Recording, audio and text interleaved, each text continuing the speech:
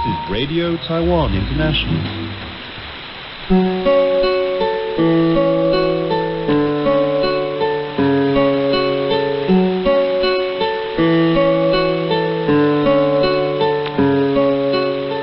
You're listening to Radio Taiwan International. Up ahead this hour, it's Curious John, In the Spotlight, Classic Shorts, News Playlists, and On the Line. Please stay tuned.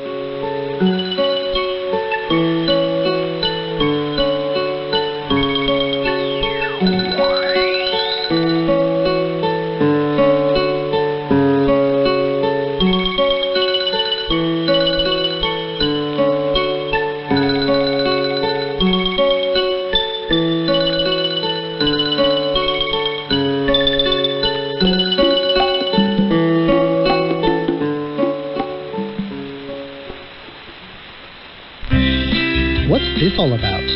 Why are they doing that? What's going on here? It's Curious John.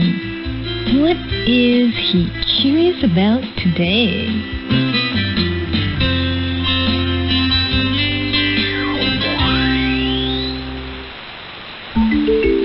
It's a controversy that's outraged Taiwan's animal welfare activists. A private zoo with a poor track record has gotten permission to import 18 giraffes from Africa. The details of the deal are murky to say the least, and activists are also angry that the government seems to have rubber-stamped the deal without even looking into basic details, like whether the giraffes may have been illegally trafficked. Activists are now working to stop the deal, but the story doesn't end there, because this controversy has thrown spotlight onto broader issues. First, there's Taiwan's diplomatic isolation, its awkward, is it a country, isn't it a country position on the global stage, and what this means for Taiwan's obligations under international wildlife rules. And then there's the question of whether Taiwan can ever live up to its own lofty goals in terms of animal protection, and whether Taiwanese zoos with poor conditions will ever be made to clean up their act. Here today to give us some background into the story and give us the latest updates is Connie Jiang, Executive Director of the Taiwan Society for the Prevention of Cruelty to Animals. Before we get into the details, we need to first understand the perilous situation that giraffes are faced with in the wild, especially the giraffe species involved in this story, the reticulated giraffe. So according to IUCN, which is the International Union for Conservation of Nature, there are actually 9 subspecies of giraffes, 4 of which are classified as endangered or critically endangered. So the subspecies reticulated giraffe, which are the ones 1P Zoo is importing, is considered endangered. So only about 3,000 to 6,000 adult female reticulated giraffes live in the wild in their natural habitat. And at the end of 2016, giraffes as a species were listed to the vulnerable category on the IUCN Red List of Threatened Species. And studies have shown that the wild giraffe population has actually plummeted by almost 40% over the last 30 years. Those are some dire numbers. But all hope isn't lost, thanks to an international treaty called CITES, short for Convention on International Trade in Endangered Species of Wild Fauna and Flora. So because of this, furthermore, in 2019, giraffes were officially listed in CITES Appendix 2, which means that the species is not necessarily currently threatened with extinction, but trade must be controlled in order to avoid utilization that is incompatible with their survival. So this all means that giraffe conservation requires urgent attention globally, which is why the international community is stepping up its efforts to protect the giraffe species through trade control. In short, under an international treaty, the buying and selling of giraffes is supposed to be tightly controlled. And under these circumstances, any plan to bring giraffes into Taiwan would be controversial. But the controversy is even worse because of who wants to import the giraffes. This is 1P Safari Zoo in southern Taiwan. Connie's group has looked into the 1P Zoo, among others, and the conclusions they've taken away are far from complimentary. In 2014, we actually did a nationwide investigation into over 30 petting zoos around Taiwan. And from our results, we determined that 1P was amongst the top 10 worst animal exhibits in the country. Now, this is due to many animal welfare concerns. So, for example, in the past decade, 1P has kept 5 giraffes, but only 1 remain currently. 4 of them have died due to disease or other accidents, and most before the age of 10. So, for example, earlier this year in 2021, a giraffe 1P imported from the United States in 2019 was found dead from asphyxiation after getting his neck stuck in between some setups in his enclosure at the young age of 3. Now, compare this to giraffe having a life expectancy of around 27 years in the wild. 1P's conditions are simply unacceptable. It has to do with the environment as well as how they care for the animals, how professional they are, if they have enough vet resources, etc. So actually, we did a report on 1P, and we revealed 5 major animal welfare concerns at the zoo. And the first one is that we found not just the giraffes, but numerous other animals at the facility were found to have injuries, and 1P has not provided the proper medical care for them. Most of the animals exhibit what we call stereotypic behaviors, repetitive behaviors that don't really seem to have any purpose. So they could be rocking back and forth, walking repeatedly in circles, or even, biting themselves, causing self-harm. These are what we call stereotypic behaviors. For example, for giraffes, an obvious one is where they do this tongue licking, like they roll their tongues, or they lick the metal fencing.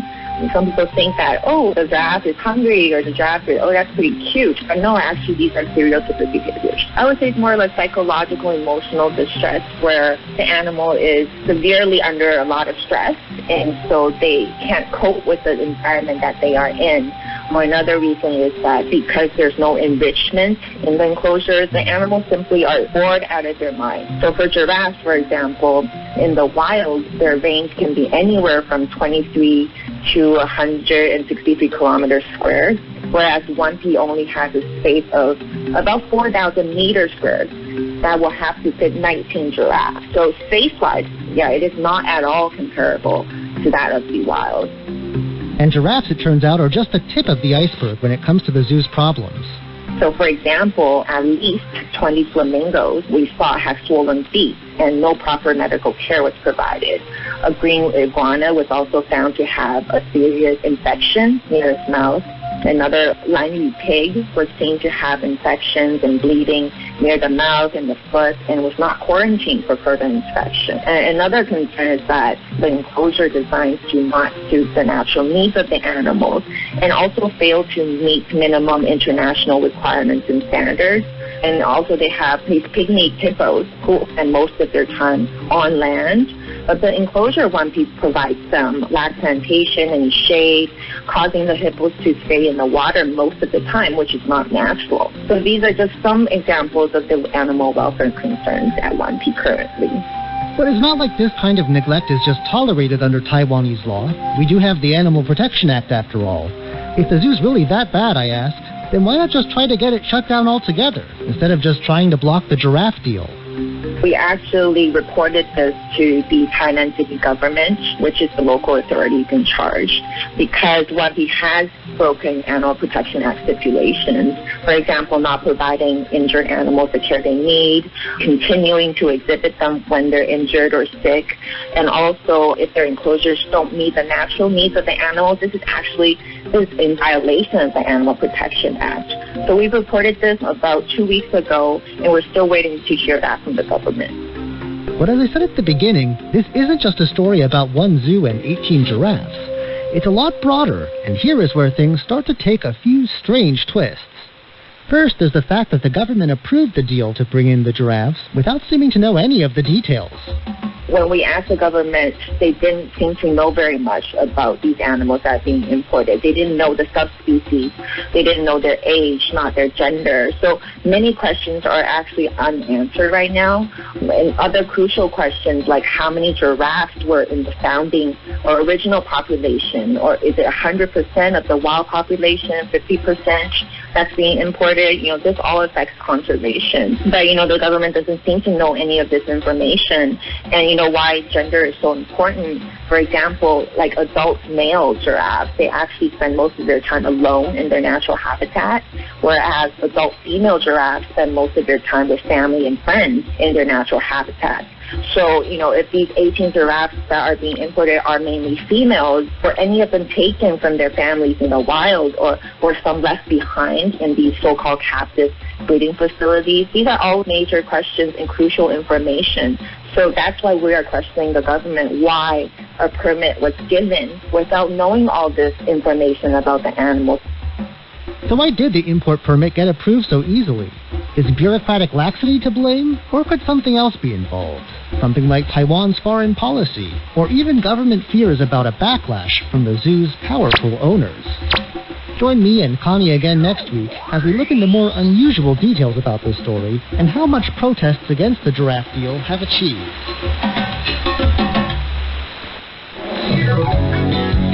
Ladies and gentlemen, here's Shirley Lin with In the Spotlight. Welcome to In the Spotlight. I'm Shirley Lin, and I'm here today with Neil Wan. He's the owner of Little New York Pizzeria, LNY Pizzeria in Taipei.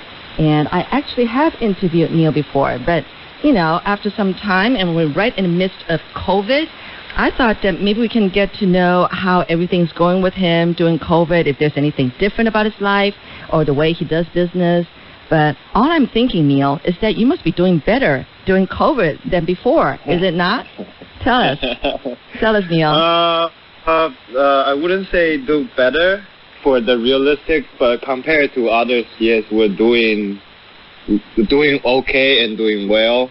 Yeah. Because we only compare to our own self, right? So it's not actually doing well. It's actually having a lot of challenging by make sure our people, they are safe, and all this like the government subsidy rules, you're following the government rules. You have to follow everything, It's kind of like you need to check what you're gonna do for the next week, or you're gonna change all the time, and what's the problem after people cannot come in to dinner, and our delivery again is raising up. Our capacity is got pushed, which is good thing. No, it's not complaint. This is not bad thing at all. It's just I found quite challenging during the COVID-19, and especially level 3 lockdown. I've never experienced this, for everyone else, and we just opened another branch right before lockdown. I know. Well, you're just being very brave. We have to explain, though, it's not complete lockdown. It's semi-lockdown, which means that, no restaurants allowed dining in service. And then also, if it's indoor activities, it's only limited to 5. And if it's outdoor activities, limited to 10. And as long as when you leave the house, you have to wear your mask at all times. And if you go into different establishments, you have to swipe a QR code so that you would leave your personal information in case any confirmed cases has been reported at that particular place. Then you'll be notified or something like that. Anyway, but first of all, for those who probably never heard your first interview with me, maybe you can describe what kind of food you offer. It's Little New York Pizzeria, which means they're thin crust pizzas, right? We're mainly selling American style pizza, and because we call Little New York, it's so easy to relative what kind of product we are. New York and pizza is just you can easily to put two things together, and we're doing up to 20 flavors of American flavor pizza, something like pepperoni, chorizo, meatball, jalapeno, those kind of cheese, mixed cheese, all different kind of American ingredients. And we're offering a very thin crust. So if you like eating bread, you can have the crust when you finish the pizza. That's our kind of style of a pizza. And we serve two different types of size. Smaller one is 12-inch for 1 to 2 people, and large one is 20-inch. It's just a huge pie. Also, you can have a single slice for your own.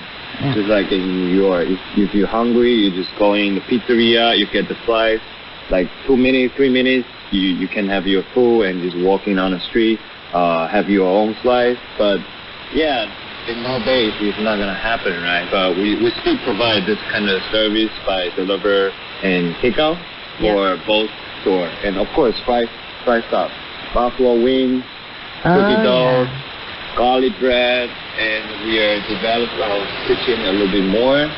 We have pasta items, and also salad for both store right now. Yep. And in the future, we want to have more items for deep fried stuff like fish and chips. Oh, really? Yeah, we're trying to do that right now. And also maybe milkshake. Oh, wow. Smoothie, something like more beverage. Well, because right now we're only selling soda and beer. Which is already a lot. It's already a lot. Yeah, it's already a lot. Your menu is huge. It's just such a variety of stuff, besides just pizza. So, and by the way, LNY Pizzeria is good. We actually RTI English service. We order from them almost every week, and we're still ordering, Neil. I want you to know that. We love your salad and pizza. I know. Yeah? Thank you. All right. So anyway, let us know. I mean, I'm curious. What exactly the government has put restrictions or regulations on you? I mean, can you be very specific? Like, let's say from the start of a day. What are some of the things you have to do? Can you, like, during this COVID? We're definitely gonna do QR code scanning. Just that everyone scan the QR code. Even the delivery man. Even the delivery man. Yeah, even the delivery for everyone. Oh, okay. Before you come in, we just put them outside and put very big signs that hey, before you come in, you just have to do it. And we have someone to supervise everyone at the door and take temperature. Temperature. You do? Also, okay. What's that called? Jiaojing. You spray disinfect their hands. They have to spray disinfectant on their hands. Okay. Yeah, we have to do all this process before they're coming in. So that includes it's for actually you spending a lot of the time. That includes for you employees too, of course. So you for guys our safety too. Yeah, for sure. So you guys just have to wear face masks, just masks for employees. All the time, That's it. Yeah. Do you wear anything else? Yeah, and also gloves. Gloves. We have in the kitchen we use gloves. That's the original like that. But mask is like all the time, 24 hours. What about like a cap you wear over your head to protect the hair from? Yes. You do that too. Yeah, in the kitchen. Staff, they're always wearing hat cap just because we scare the hair fall off on the food. Okay. It happened before. Okay. Yeah. So what else? What are some of the regulations from the government? Regulation, we have to self-check our temperature. Okay. Our body temperature before we clock in. So what happens if someone is sick?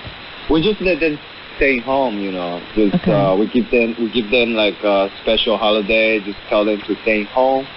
But they get paid, right, for those days when they're sick. They got paid. Depends on the situation. Oh, really? We always like if they wanna stay home, they feel like they have something different.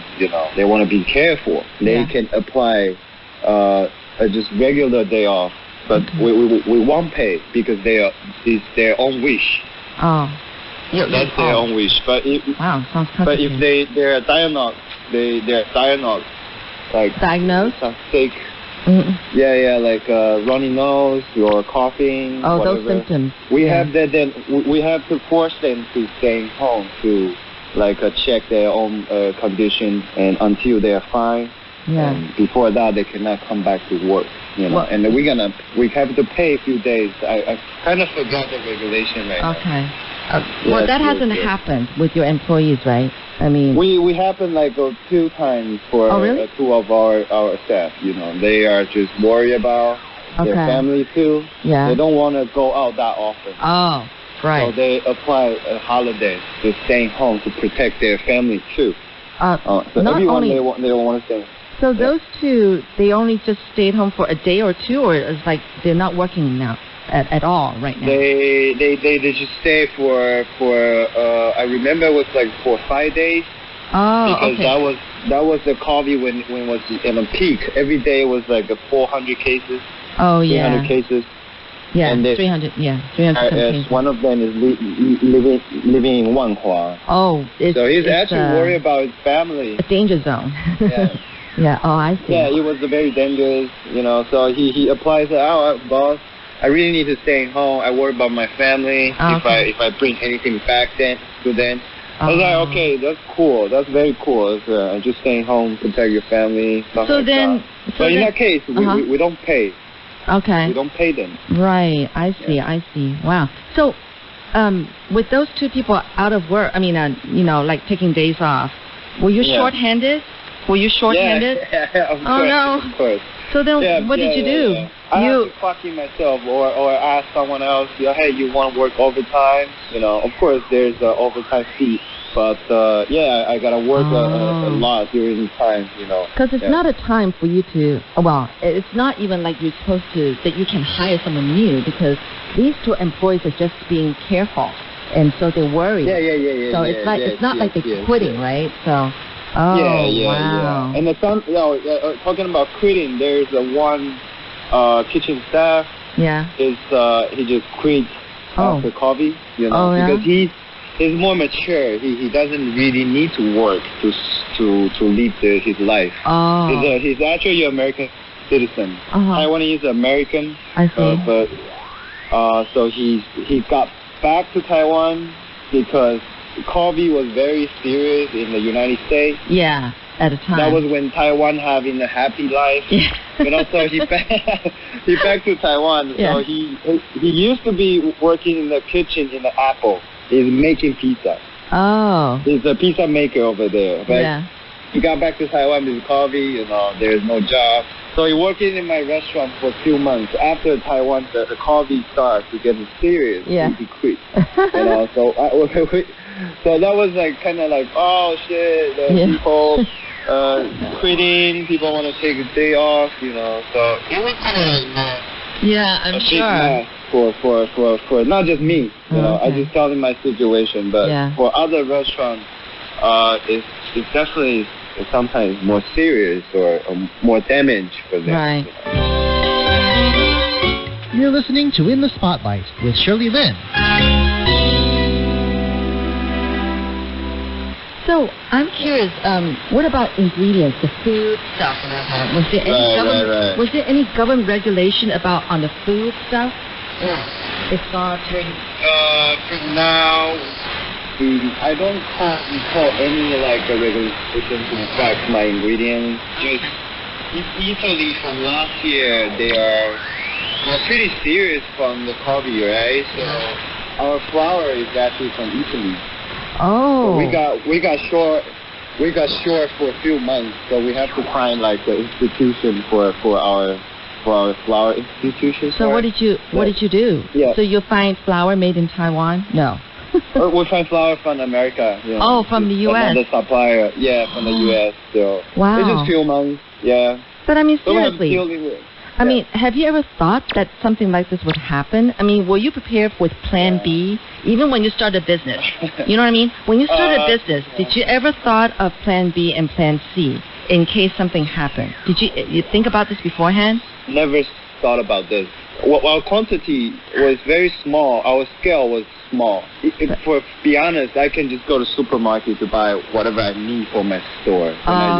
Started. The quantity is so low. Yeah. But until right now, I have 2 stores. It's getting serious. The bigger scale, That's so you do things differently. You can think about different ways to run your business. Of course, the suppliers too, because you have more and more quantity. Yes.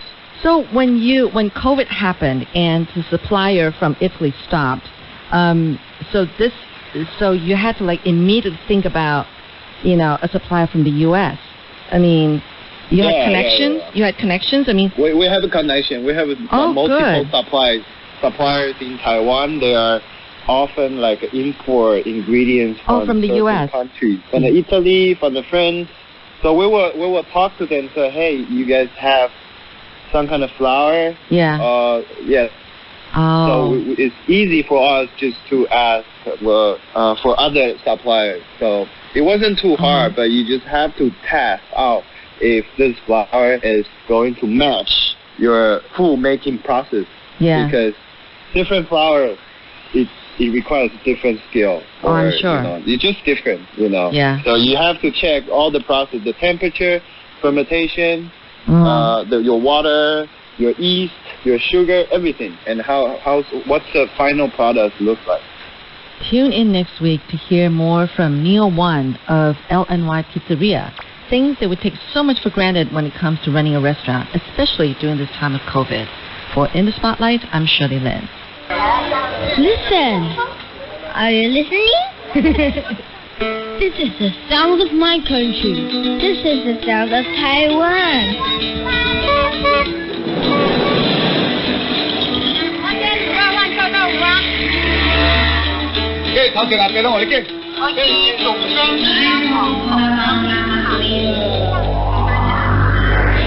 Taiwan, a small island with a whole world of sounds. Hey, what are those buttons on RTI's new website for? Those are for Facebook, Twitter, and other social media. You can share RTI content with the click of a button. You mean like this? Yep, just like that. Visit english.rti.org.tw.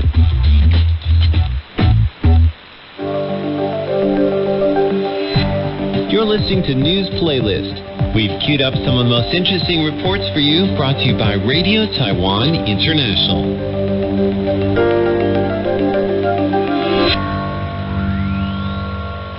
Welcome to News Playlist. I'm Paula Chow, the program host. As Taiwan has seen fewer domestic cases of COVID-19 recently, people are scrambling to make reservations at local tourist sites. One place even became fully booked in a matter of minutes. The government has decided to extend the current soft lockdown for another 2 weeks till July 26th. However, some local tourist attractions will relax their restrictions. This has led to tons of people making reservations. One such place is the Penzhi National Forest Recreation Area in Kaohsiung. The park is only allowing 300 visitors a day. Just 10 minutes after making the announcement, though, the place was fully booked till July 23rd. Another popular site loosening restrictions is Alishan in southern Taiwan. The management for the area took 50 reservations over the phone in a day. The office said it is limiting the number of visitors to 3,000 at a time. There have also been tons of phone calls made about trips to Xiaoliuqiu, an island off the southwestern coast of Taiwan. The company that takes care of the boat rides between Taiwan proper and Xiaoliuqiu said it is still figuring out the schedule. After weeks of being cooped up, people are simply ready to get out and have some fun. Shirley Lin, RTI News.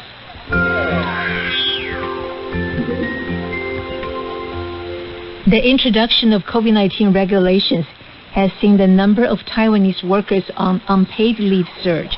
With no date yet set for a full reopening of the economy, the Labor Ministry has come up with a strategy to help tide over workers on unpaid leave who need some cash. 21,133. That's the number of Taiwanese workers who have been put on unpaid leave, according to the Labor Ministry's most recent survey. It's a number the likes of which Taiwan hasn't seen since the 2008 financial crisis.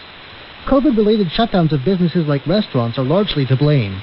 And with those restrictions only gradually set to lift, the Labor Ministry has decided to offer subsidies of 10,000 NT dollars to help eligible workers out. To be eligible for the payment, workers must have employment insurance coverage for a monthly salary of between 24,000 NT dollars and 34,800 NT dollars. They can receive the subsidy if their May or June paycheck, their pay around the time when the COVID outbreak began in Taiwan, dropped by more than 20% from their April paycheck. John Van Trieste, RTI News.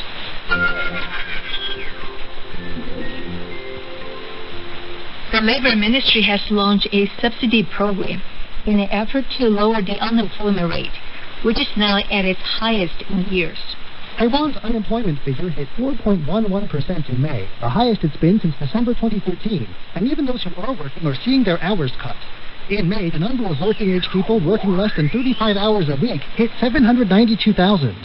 The situation is bleakest of all for those just entering the job market. A spokesperson for one job search site said that unemployment among 20 to 24-year-olds was at 12.58%, and when figures for June come out, it's likely the number will be higher, maybe as high as 14%. It's the pandemic that's to blame. This year's new graduates are having to compete not just against older workers who lost their jobs due to the pandemic, but also against students from last year's class whose graduation was postponed because of the pandemic. To remedy this situation, the Labor Ministry is offering subsidies of up to 30,000 NT dollars over 4 months to employers who hire a worker through a government job center, as well as up to 20,000 NT dollars in subsidies over the same period for unemployed workers that find a new full-time job. John Van Trieste, RTI News.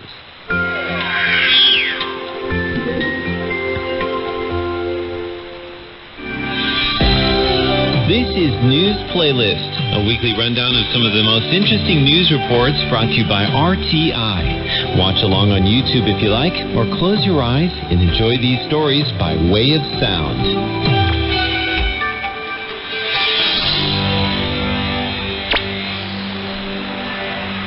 When it comes to getting vaccinated against COVID-19 in Taiwan, you have two choices, AstraZeneca or Moderna.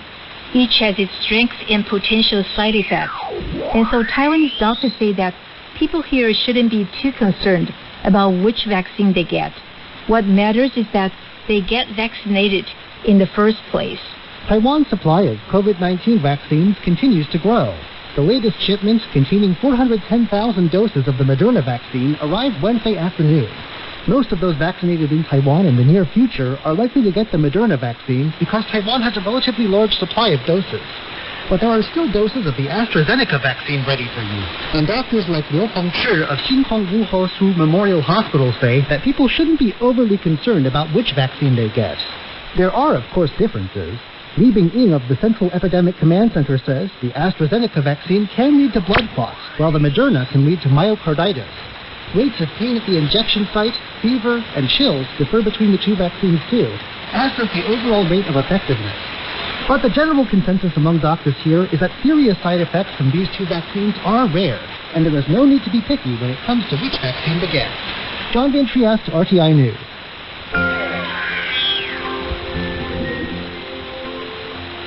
Taiwan-developed COVID-19 vaccines are on their way, and one of these vaccines in particular has already found an eager market, South America. Taiwan's United Biomedical Inc. is only just finishing up Phase 2 trials for its COVID-19 vaccine. But while the vaccine is still a work in progress, South American nations are already signing up to ensure they get a supply.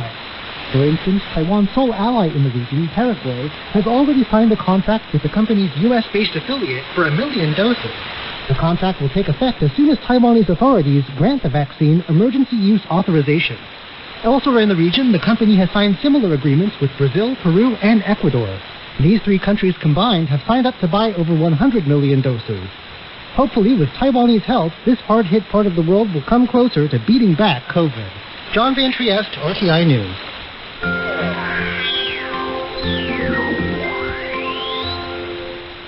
Taiwan is bracing for the sweltering heat typical of Taiwanese summers. The Central Weather Bureau says that Yunlin, Kaohsiung, Yilan, Pingtung, and Hualien are all likely to see temperatures rise to 36 degrees Celsius. In the traditional calendar, the year is divided into 24 periods called solar terms. The period called moderate heat started on Wednesday, but the heat hasn't been anything but moderate, and things are likely to heat up even more during the next period, called intense heat. Forecaster Li Mengxuan says that Hualien in eastern Taiwan, in Kaohsiung and Pingtung in the south, will see temperatures rise to 36 degrees Celsius. Other areas around Taiwan will also see temperatures between 33 and 35 degrees Celsius. From Saturday to Tuesday, there will be sporadic rain in eastern Taiwan. Mountainous areas, as well as the places to the north of central Taiwan, will see afternoon thunder showers. The rain is due to moisture brought by the southeastern wind. To prevent heat stroke, people are being told to drink water and go to shady areas to lower their body temperatures if they begin to feel symptoms like dizziness, vomiting, headache, or blurred vision. See a doctor right away if the situation is critical.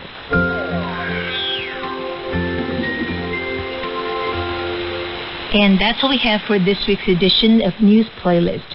For Radio Taiwan International, I'm Paula Chow. RTI is conducting a survey. Visit our website to fill out the questionnaire or simply send us your answers to the following 4 questions.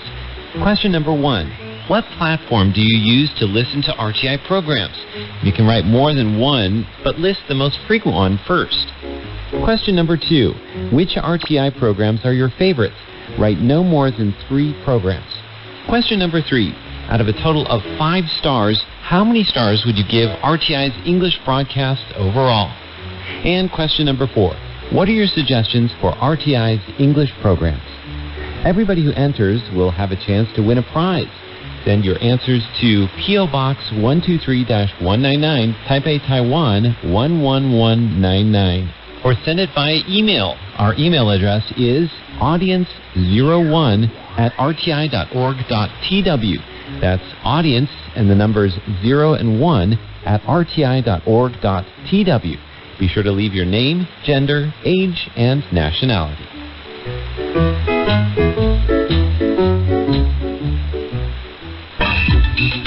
RTI, exercise for your mind.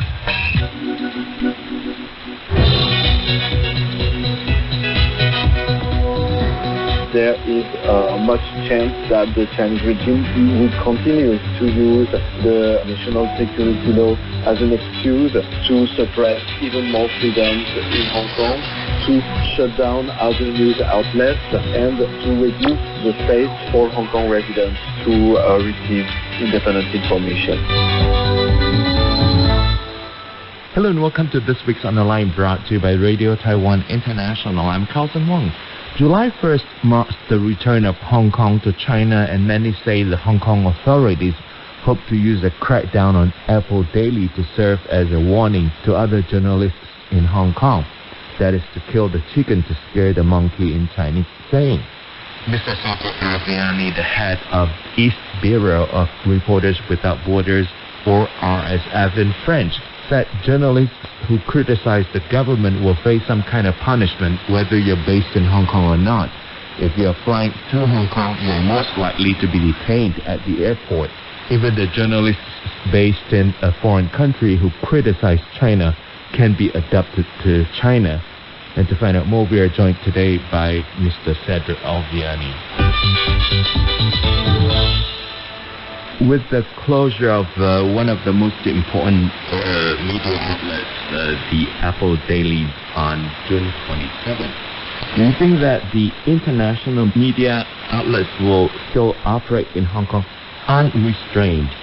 This is harder and harder to believe. There are still in Hong Kong a lot of foreign correspondents that do their best to collect independent information, to investigate, but we have seen in the past years that some of them have been expelled, some of them were denied entry to Hong Kong, and this is a form of pressure, a form of blackmail. If you report information that the regime does not like, then we won't renew your visa, then you won't be able to come back again to Hong Kong.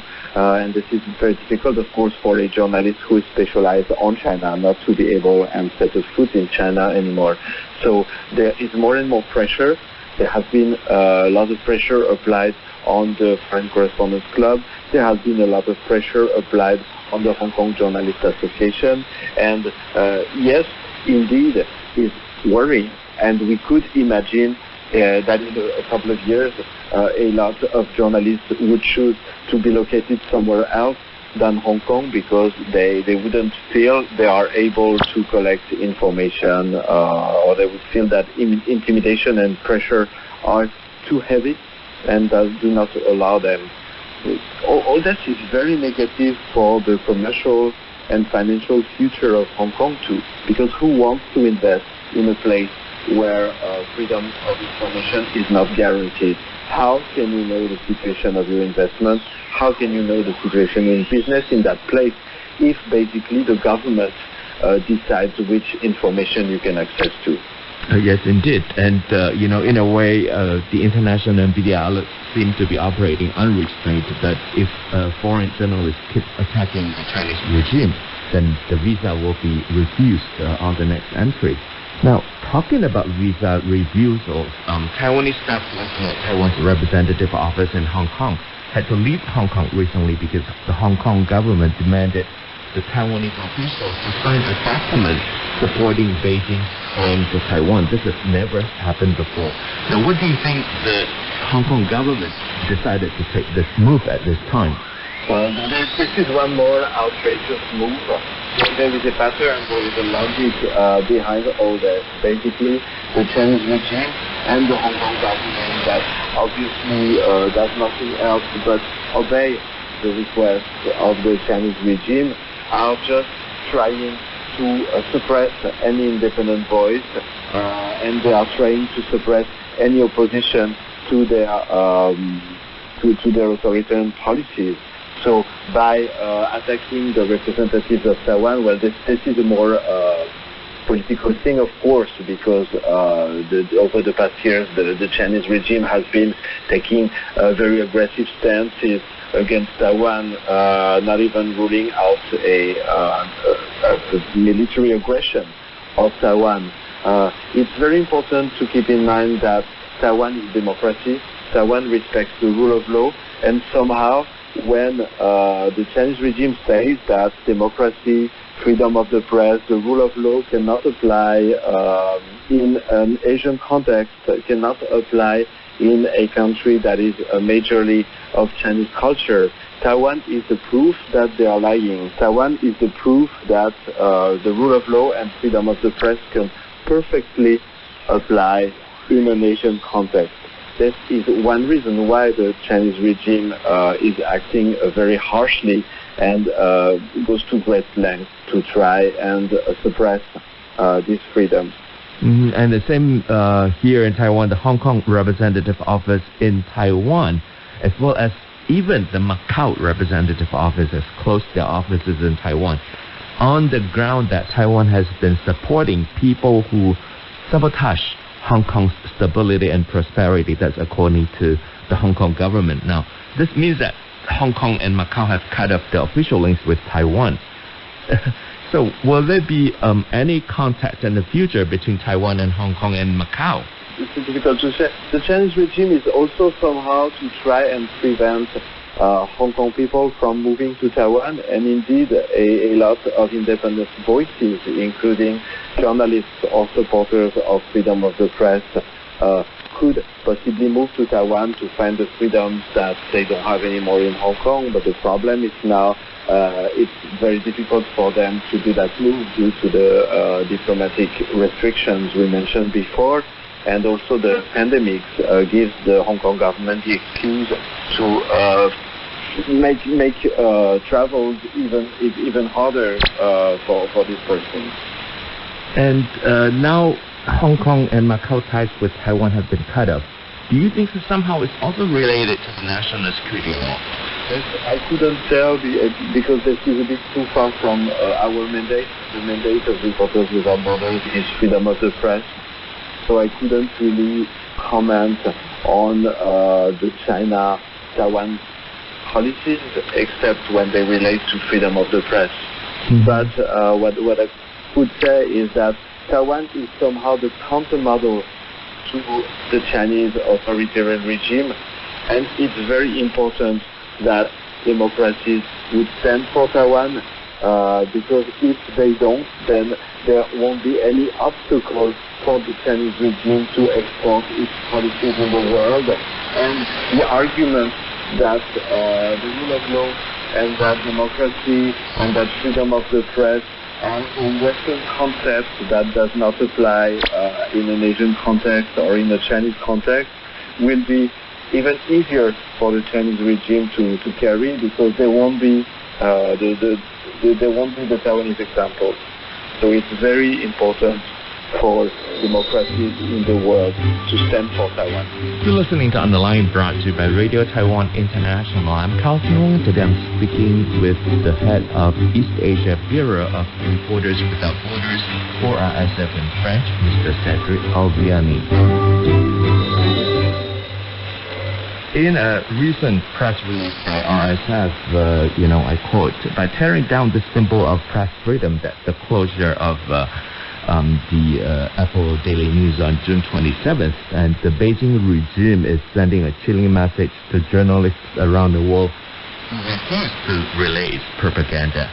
So that means that any journalist that refuses to relay the propaganda of the Chinese regime will not be allowed into China or will be arrested if under the national security law once they enter Hong Kong. The national security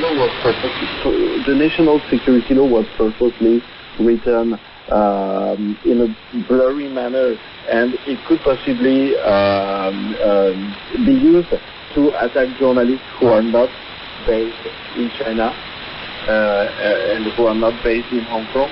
And indeed, journalists who write on China and do not follow the Chinese regime's narrative must be careful whenever they fly through Hong Kong, because they are at risk of being arrested. We have seen in the past years that the Chinese regime was able to abduct some publishers from Hong Kong, even in a third-party country. One of them was abducted in Thailand. In Bangkok. And 5 years later, that person, Gui Minhai, who is a Swedish citizen, is still detained in China. So journalists have to pay attention to their safety, and it is now not safe anymore to fly even through Hong Kong, even by staying in the international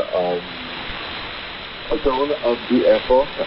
So of course journalists have to be careful. That national security law gives the Chinese regime a justification to proceed to arrest of people who did not commit any offense in Hong Kong or in China, but who wrote things that do not match with the Chinese regime's narrative. And it is even surprising that they could arrest journalists in other countries not flying through Hong Kong, for example. You mentioned in Thailand. Yes, absolutely. Well, this was not exactly an arrest. It was more like an abduction. Mm-hmm. And it is likely that there were complicities in the Thai government. But this is something absolutely irregular. This is something that violates any international law and any international practice. And 5 years later, that Swedish citizen, Gui Minhai, is still being detained in China. So can any international community help for the release of this Swedish reporter? Swedish Reporters Without Borders has been calling for the European Union not to engage in further trade dialogue with China while that Swedish citizen would still be detained. The problem is what I mentioned earlier, business as usual. As long as the international community, as long as democracies are not able to sacrifice a little bit of their business or financial gain, they will show the Chinese regime that it can do anything, that there is no limit, there is no obstacle to its authoritarian policies.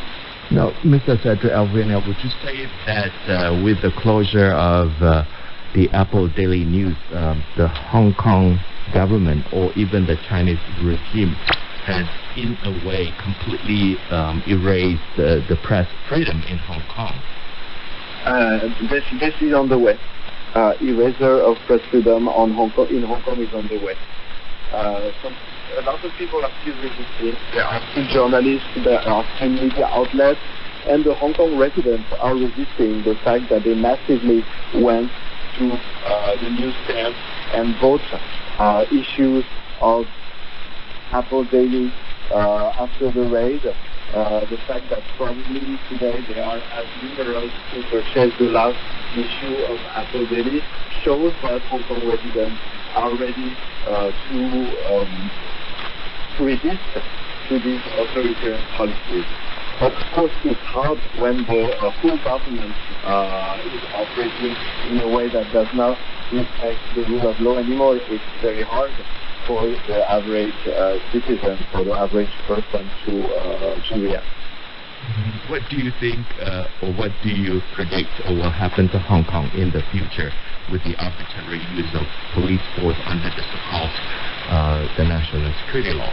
Well, Reporters Without Borders is a human rights NGO, and we of course hope that at some point democracies will unite and be strong enough, so the Chinese regime has to stop its authoritarian policies and somehow lose its grip on Hong Kong.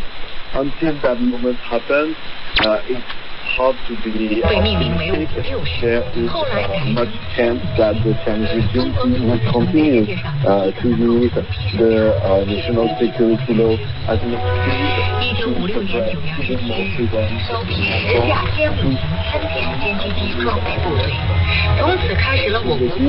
The space for Hong Kong residents to receive independence. Yes, and we have been joined on the phone today by Director of Reporters Without Borders, or RSF in French. And that was a reference of three-part interview with Mr. Cedric Alviani, and that's it for this week's On the Line, brought to you by Radio Taiwan International. Thank you for listening. I'm Carson Wong.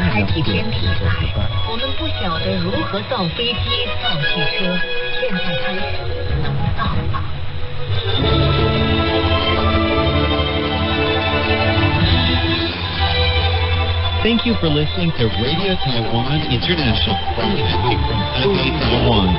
Check out our website at english.rti.org.tw.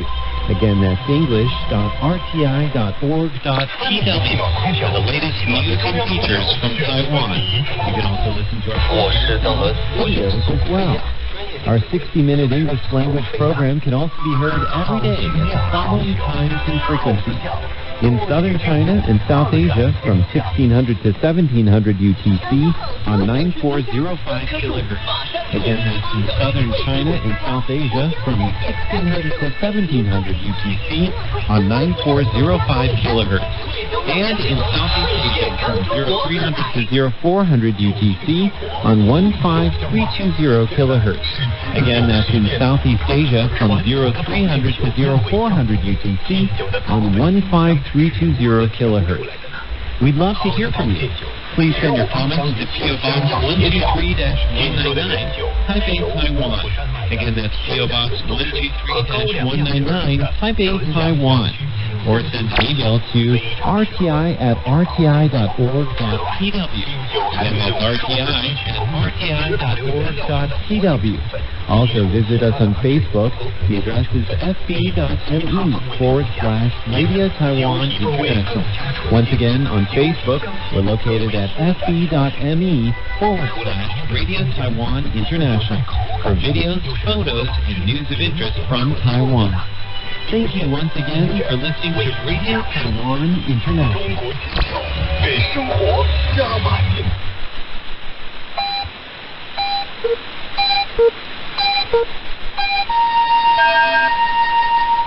北京时间12点整。